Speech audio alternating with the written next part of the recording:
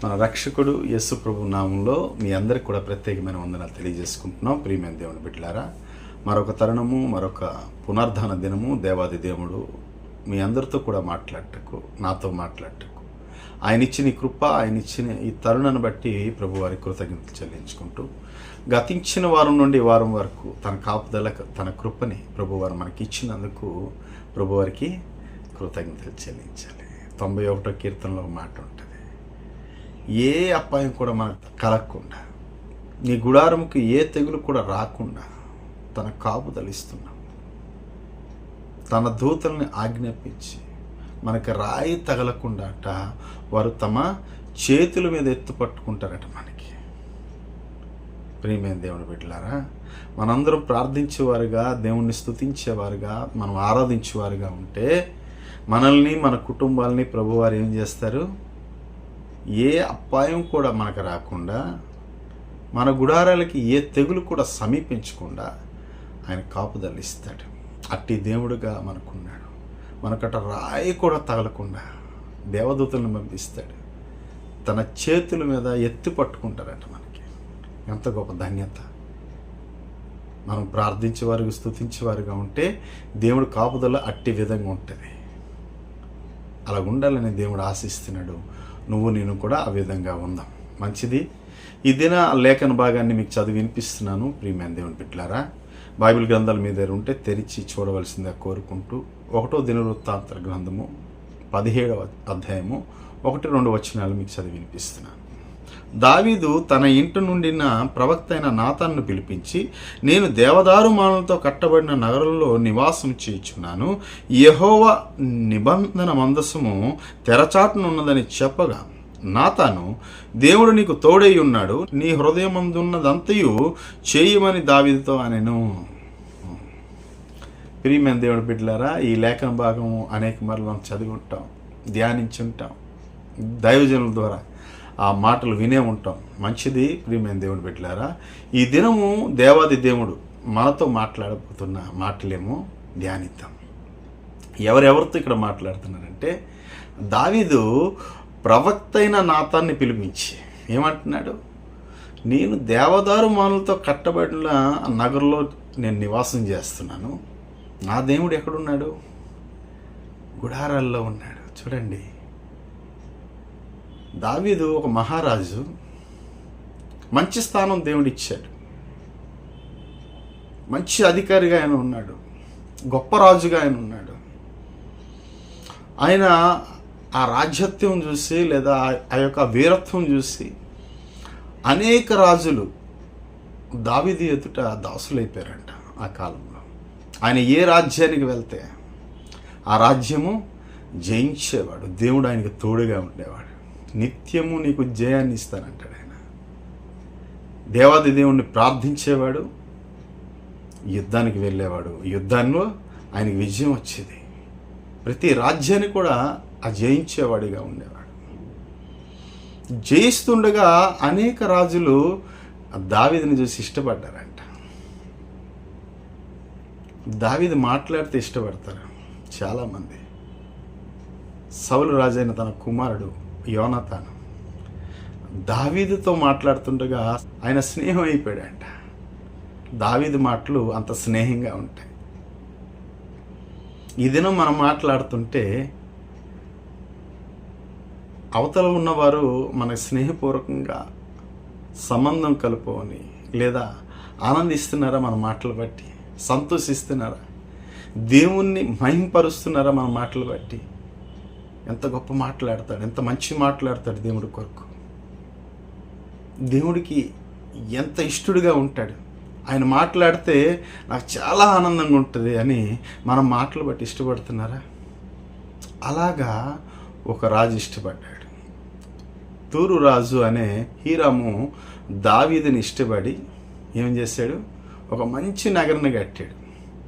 అదే దావీదు అంటున్నాడు, నేను దేవదారు మానులతో కట్టబడిన నగరంలో జీవిస్తున్నాను. ఆయన కట్టుకోలేదండి. ప్రియమైన దేవుని బిడ్డలారా, ఆయనకి గిఫ్ట్గా ఒక రాజు ఆయన మాటల్ని, ఆయన యుద్ధాన్ని, ఆయన యొక్క వీరత్వాన్ని చూసి ఆనందించి దావీదు కొరకు ఏం కట్టాడు? ఒక నగరం కట్టాడు. అంటే దేవదారు మానులతో కట్టాడు. నగరం అంటే ఎలా ఉంటుందో తెలుసు కదా, చాలా పెద్ద ప్రాంతం అది.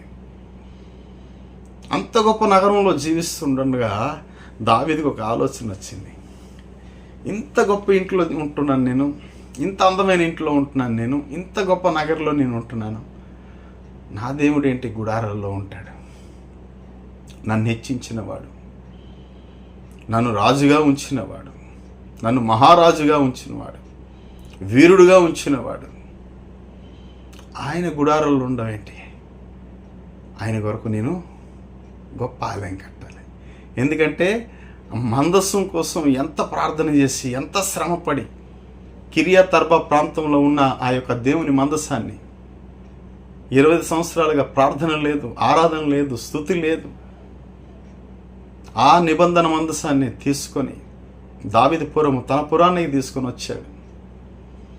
డేరాలోన ఆ దేవుని మందసాన్ని ఉంచాడు.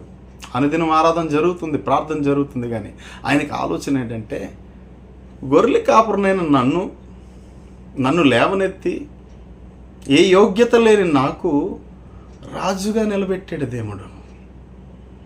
అట్టి దేవుడు గుడారంలో ఉండడం ఏంటి? నేను దేవదారు మానులో కట్టబడిన నివాసంలో ఉండడం ఏంటి? ఆయన ఆలోచన చేశారా?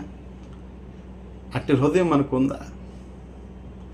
ప్రవక్త అయిన నాతాన్ని పిలిపించి మాట అంటున్నాడు, దేవుడి కొరకు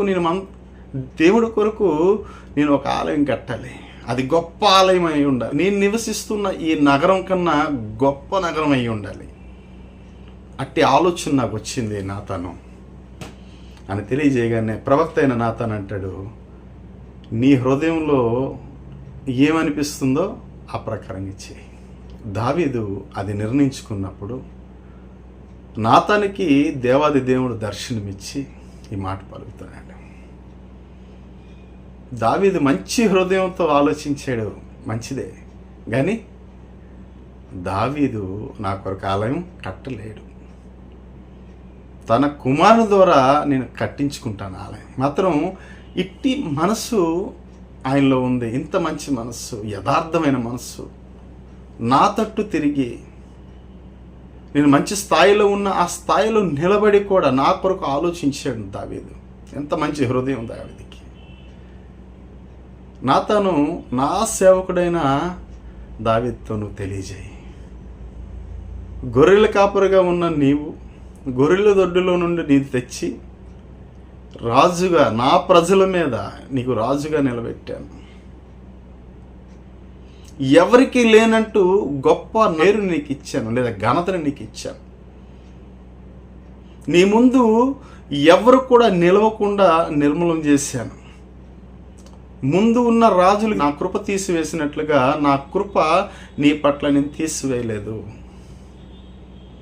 దావీదుతో ఈ మాట తెలియజేయు. ఆయన హృదయపూర్వకంగా నా కొరకు ఆలయం కట్టాలనుకొని ఆలోచన, తలంపు ఆయనలో వచ్చించు. అది గొప్పది.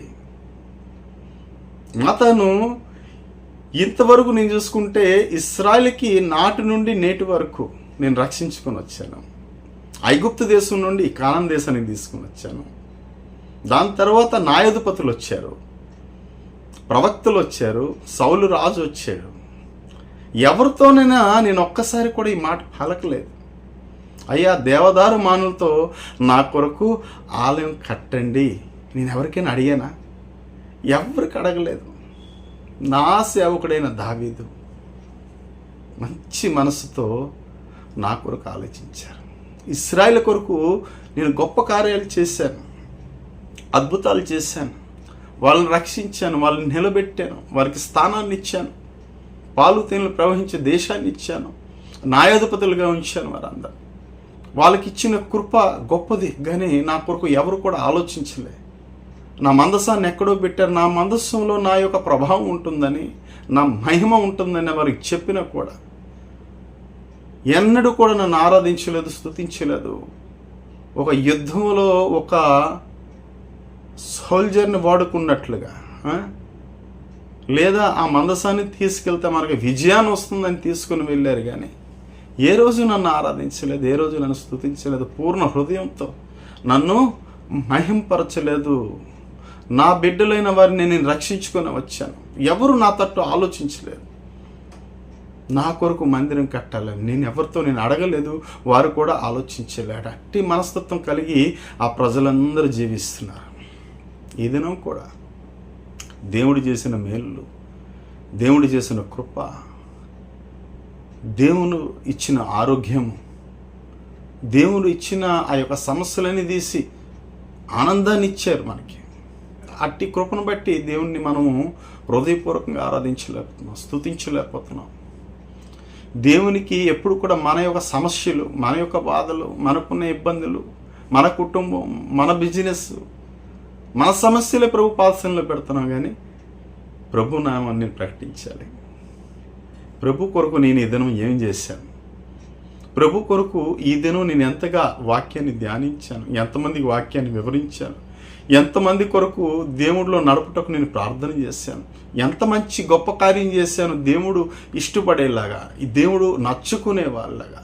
ఎందుకంటే దేవుడు నాకు మేలు చేశాడు, మేలు కాదు నాకు ఉపకారం చేశాడు దేవుడు. ఈ దినం సజీవిగా ఉన్నాను, నా కుటుంబం ఆనందంగా ఉంది, మేము సంతోషంగా ఉన్నామంటే దేవుడు రక్షణ ఇచ్చిన బట్టే, దేవుడు కృపనిచ్చిన బట్టే, దేవుని తన కాపుదల కంచె వేసినందుకే ఈ దినం మనం ఆనందంగా సంతోషంగా భూమి మీద జీవిస్తున్నాం. దేవుడి కొరకు మనం ఆలోచిస్తున్నామా? ఏ దినమైనా దేవుడు ఒక సర్వర్లా లేదంటే ఒక సప్లయర్కి చెప్పినట్లుగా ప్రార్థన చేసేవారుగా ఉంటున్నాం.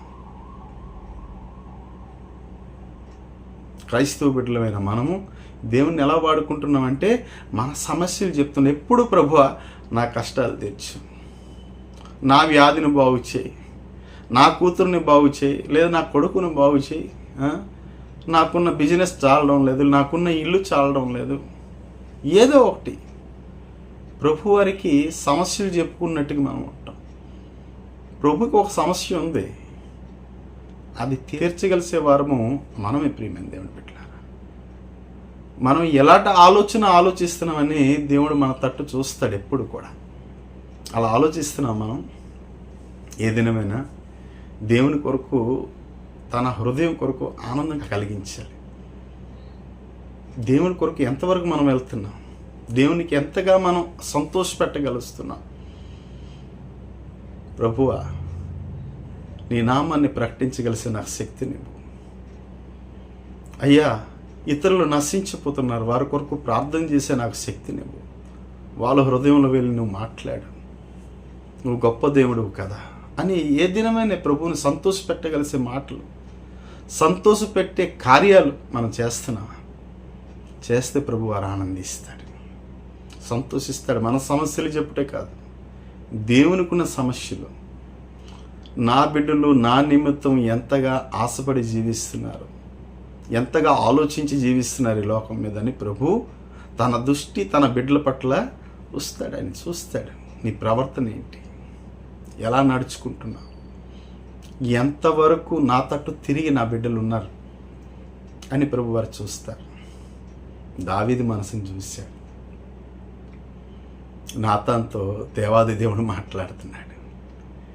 ఎవరికి ఇట్టి ఆలోచన రాలేదు ఇశ్రాయేల్ ప్రజలకి, కానీ దావీదుకి వచ్చింది.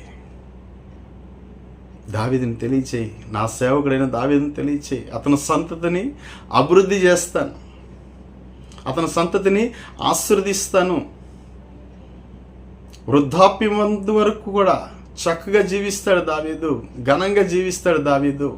తదుపరి తన కుమారుని నేను రాజుగా చేస్తాను. యెరూషలేములో ఒక దీపానిగా, అంటే ఒక రాజుకి దావీదు వంశం నిన్ను ఉంచుతాను, తన సంతతిని నేను ఆశీర్వదిస్తాను. ఏ విరోధులు కూడా దావీదుకు ఉండరు. నా సేవకుడైన దావీదుని తెలియచేయి. ప్రియమైన దేవుడి బిడ్డ, నాతాను వచ్చి ఆ మాట తెలియజేసినప్పుడు దావీదు ఎలా ప్రార్థన చేస్తాడు తెలుసా? మోకరించి ప్రార్థన చేసి అంటాడు, ప్రభువా, నేనే పాటోడిని, నా ఇల్లు ఏ పాటిది, నా కుటుంబం ఏ పాటిది అయ్యా, నన్ను ఇంత హెచ్చుగా హెచ్చించుటకు. చూడండి, ఒక మహారాజు అయి ప్రభు కొరకు ఎలా ప్రార్థన చేస్తున్నాడు. అయ్యా, నీకు మేము ఎరిగి ఉన్నాం, నువ్వు మాకు ఎరిగి ఉన్నావంటే అది గొప్ప. దేవుడు మనల్ని ఎరిగి ఉన్నాడంటే చాలా గొప్ప విషయం అది. ప్రియమైన దేవుని బిడ్డలారా, దావీదు అదే ప్రార్థన చేస్తున్నాడు. ప్రభువా, మా కుటుంబం ఎన్నిక లేనిది, నేను ఎన్నిక లేని వాడిని, గొర్రెలు కాస్తున్న నన్ను తీసుకొని వచ్చి మహారాజుగా చేశావు. ప్రభువా, నువ్వు నాకు ఎరిగి ఉన్నావు, నాకు సంతతిని ఆశీర్దిస్తానంటున్నావు, నన్ను ఆశీర్దిస్తానంటున్నావు. ఎంత గొప్ప దేవుడు అయ్యా.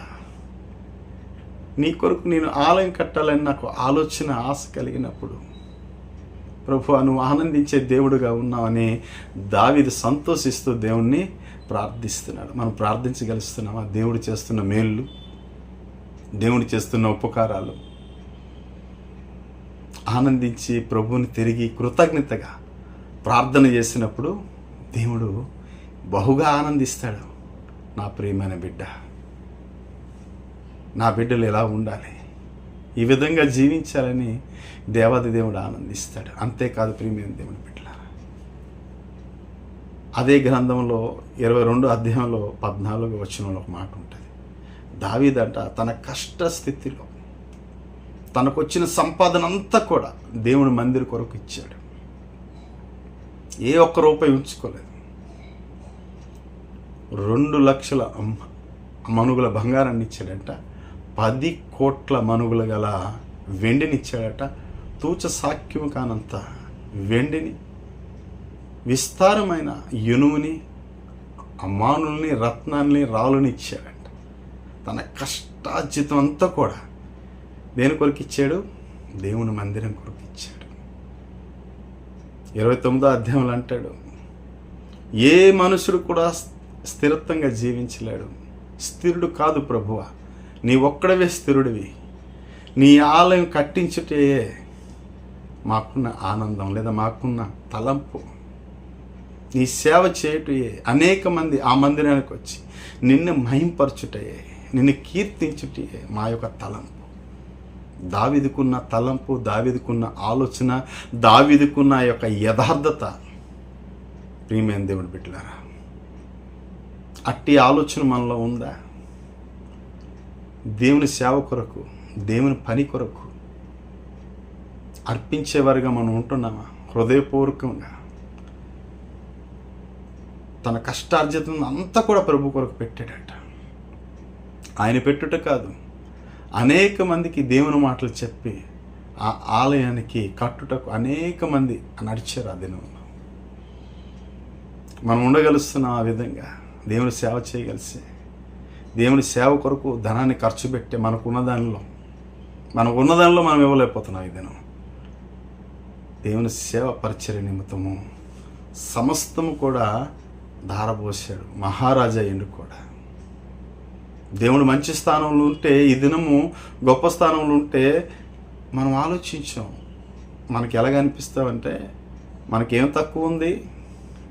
దేవుడు అన్నీ ఆస్వాదించాడు కదా, సుఖంగా ఉన్నాం, మనం సంతోషంగా ఉన్నాం. లూకాసు వార్తలో ఒక వ్యక్తి చెప్పినాడు, నా ప్రాణమా సుఖించుము, సంతోషించుము. దేవుడు ఈ రాత్రి నీ ప్రాణాన్ని అడుగుతున్నాడు. అలాగుంటుంది మన బతుకులు, మన జీవితాలు. దావీదు బతుకలా లేదు, దేవుని కొరకే జీవించాడు. ఎవరికి అట్టి ఆలోచన రాలేదు దేవుని కొరకు ఆలయం కట్టించాలని. దేవుని మందస్సము గుడారంలో ఉంది, నేను మంచి గృహంలో ఉన్నాను లేదు. నాకన్నా గొప్ప నగరం దేవుడి కోసం కట్టించాలి. ఎందుకంటే ఆయన భూమి ఆకాశానికి దేవుడు, నన్ను సృజించినవాడు, మానవులు సృజించినవాడు, మానవులందరూ నడిపిస్తున్నవాడు, సర్వ సృష్టిని నడిపిస్తున్న గొప్ప దేవుడు ఆయన. తన బిడ్డల కొరకు తన ప్రాణం పెట్టే గొప్ప దేవుడు ఆయన. ఆయన కొరకు నేను ఆలయం కట్టాలి. అట్టి ఆలోచన నీలో నాలో ఉందా ప్రియమైన దేవుని బిడ్డలారా? తన కష్టార్జితనంతా కూడా, తన జీవితంతో సంపాదించినంతా కూడా దేవుని మందిరానికి సమర్పించుకున్నాడు. సమర్పించగలుగుతున్నా? ఈ దినము దేవాది దేవుడు మన యొక్క ధనాన్నో, మనకున్న ఆస్తినో, మనకున్న సంపదనో ప్రభువు అడగడం లేదు, కానీ మన హృదయాన్ని అడుగుతున్నాడు, మన మనస్సును అడుగుతున్నాడు, మన ఆలోచనలు అడుగుతున్నాడు. నీ ఆలోచనలు ఎవరి తట్టున్నాయి? లోకం తట్టుందా, నా తట్టుందా? ఆయన ఆలోచన. ఆయన సర్వజ్ఞాని, సమస్తము చూచువాడు ఆయన. మన తలంపులు ఎలాగున్నాయి? లోకంలో సంతోషంగా, లోకంలో ఆనందంగా జీవించాలని మనం జీవిస్తున్నామా? దావీదు వలె ప్రభు తట్టు, ప్రభు కోసం నేను ఏదైనా చేయాలి, ప్రభువారు నాకు మంచి స్థానంలో ఉంచారు, మంచి స్థితిలో ఉంచారు, నాకున్నదంతా లేదా నాకున్న సమయాన్ని నేను ప్రభు కొరకిస్తాను, ప్రభు బిడ్డల కోసం నేను ప్రార్థన చేస్తాను, ప్రభు సేవ చేస్తాను, ప్రభు పని చేస్తాను అనే ఆలోచన కలిగి ఈ దినం ఉన్నామా? ఉంటే దేవుడు మనల్ని చూసి ఆనందిస్తాడు. ప్రియమైన దేవుని బిడ్డలారా, యేసు ప్రభు వారు కూడా మన కొరకు ఈ భూమి మీదకి వచ్చి తన ప్రాణాన్ని పెట్టి పాపులవై మనం ఉండగా మనందరికి కూడా నీతిమంతులుగా తీర్చిదిద్ది ప్రియమైన దేవుని బిడ్డలారా, మనకు కూడా యాజక సమూహంగా, రాజకుమారులుగా మనకి ఈ భూమి మీద నిలబెట్టాడు. మనం ప్రభు కోసం ఏ దినమైనా ఆలోచిస్తున్నామా? దావీదు దేవునికి ఆలయం కట్టించాలని హృదయం ఆలోచన వచ్చింది. ప్రభు వారు అంటున్నారు, నీ హృదయమే నా ఆలయం అంటున్నారు. ఆ ఆలయం మనం కట్టుకోగలుగుతున్నామా? స్థిరంగా మంచి హృదయంతో దేవునికి ఆహ్వానించగలుగుతున్నాం మన హృదయంలోకి. నీ హృదయం అనే తలుపుని ఆయన తట్టుచున్నాడంట. నీ హృదయంలోకి వస్తానంటున్నాడు ఆయన. నీ హృదయమే ఆయన ఆలయము. ఈ దినం దేవుడి కొరకు లేదా ప్రభు కొరకు మందిరాలు కట్టించే అవసరం లేదు. నీ హృదయాన్ని శుభ్రపరచుకో, నీ హృదయాన్ని పరిశుద్ధంగా ఉంచుకో, కలుషితం లేకుండా నీతిగా, యథార్థంగా, సత్యంగా జీవించుకో. ప్రభు నీ హృదయంలో ఉన్నప్పుడు ఇబ్బంది పడకుండా ఇలాంటి బిడ్డేటి నా బిడ్డలు అని తన హృదయం నుండి తొలగిపోకుండా, నా దేవుడు నా హృదయంలో ఉన్నాడు, నా హృదయం అనే ఆలయంలో దేవుడు ఉన్నాడు అని నువ్వు ఆనందించి దేవుడు ఆనందించినట్లుగా ఉండాలి. నీ హృదయాన్ని శుద్ధపరచుకుంటున్నావా? దేవునికి నీ హృదయాన్ని ఇస్తున్నావా? ప్రియమైన దేవుని బిడ్డ, దేవుని నీ హృదయాన్ని ఇస్తే ఆయన నీ హృదయంలో ఉంటాడు. ఆయనకి నువ్వు మందిరాలు కట్టించవసరం లేదు.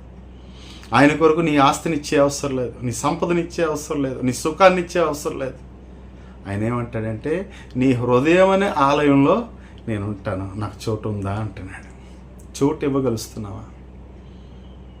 క్రైస్తవ బిడ్డలమైన మనము చోటు ఇచ్చేవారిగా ఉండాలి. ఎవరికి? లోకానికి కాదండి, లోక ఆశలకు కాదు, లోక ఆనందాలకు కాదు, లోక సంతోషాలకు కాదు. దేవుని కొరకు, దేవుని ఆనందం కొరకు, దేవుని సంతోషం కొరకు మన ఆలయం ఎలా ఉండాలి? పరిశుద్ధంగా ఉండాలి. ఎందుకంటే ఆయన పరిశుద్ధుడు కనుక మనం కూడా ఎలా ఉండాలి? పరిశుద్ధులుగా ఉండాలి. ప్రియమైన దేవుని బిడ్డలారా, పరిశుద్ధులుగా ఉంటే ప్రియమైన దేవుని బిడ్డలారా, ఆయన ఆలయము మన హృదయంలో ఉంటుంది. అప్పుడు ప్రభు వారికి మనము ఆలయం కట్టినట్లే ఆయన సంతోషిస్తాడు. మంచి హృదయంతో, యథార్థమైన హృదయంతో జీవించినప్పుడు ప్రభువారు మనలో ఉంటానంటున్నారు. ప్రభువారు మనకు గొప్పవారుగా చేశారు, పరిశుద్ధులుగా తీర్చిదిద్దారు, మంచి స్థాయిని ఇచ్చారు, మంచి కుటుంబాన్ని ఇచ్చారు, మంచి ఆనందాన్ని ఇచ్చారు. అలా అని మనం లోకంలో జీవిస్తే కాదు, మనం కూడా దేవుడి కొరకు ఆలోచించాలి. దావీదు వలె, నా దేవుని మందసం ఎక్కడుంది? గుడారంలో ఉంది. నేను ఎక్కడ జీవిస్తున్నాను? ఆనందమైన సంతోషకరమైన నగరంలో జీవిస్తున్నాను. కానీ నా దేవుని నేను గొప్ప ఆలయం కట్టించాలి, ఆయనకి మంచి స్థాయిలో నేను ఉంచాలి. ఎందుకంటే నేను మానవుడిని, ఆయన దేవుడు, ఆయన ఎంతో గొప్పగా ఉండాలి. అట్టి ఆలోచన దావీదుకి వచ్చింది కనుక దేవుని హృదయానుసారుడైపోయాడు. దేవుడు ఆనందించాడు. నీ సంతాన్ని ఆశీర్దిస్తాను, నీ తర్వాత ఒక రాజు యెరూషలేములో ఉంటాడు రాజుగా. ఏ శత్రువు మీ ఎదుట నిలవనీయను, నిర్మూలన చేసేస్తాను. అందరికీ నీకు అభివృద్ధిని ఇస్తాను, నీకు ఆనందాన్ని ఇస్తాను, నీకు సంతానాన్ని ఇస్తాను. ప్రియమైన దేవుని బిడ్డలారా, ఎన్ని ఆశీర్వాదాలు దావీదు ఒక్క మాట పలికినందుకు.